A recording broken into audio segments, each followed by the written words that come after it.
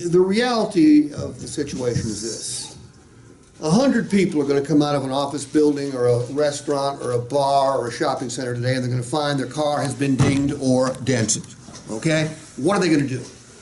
Nothing. Nothing is the right answer. Very few, 0.2%, get their dings and dents fixed. Okay?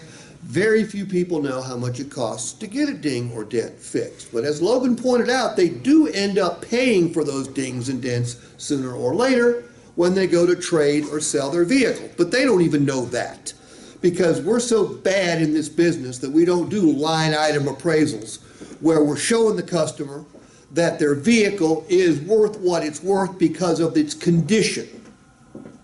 All right? All right, so back to paintless dent repair. How much does it cost to get a ding or a dent fixed the size of a dime using the paintless dent repair process at a retail paintless dent repair place? A few hundred? No. 50 to... 50 to 60 bucks for 50 to 75. a small one. Yeah.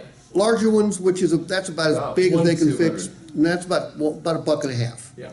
Okay? Customer needs to understand that paintless dent repair has got value. Nobody ever gets them fixed, so if you tell me you're going to give me paintless dent repair and I've never had one fixed, there is no value there. All right? I Yes, like to ma'am.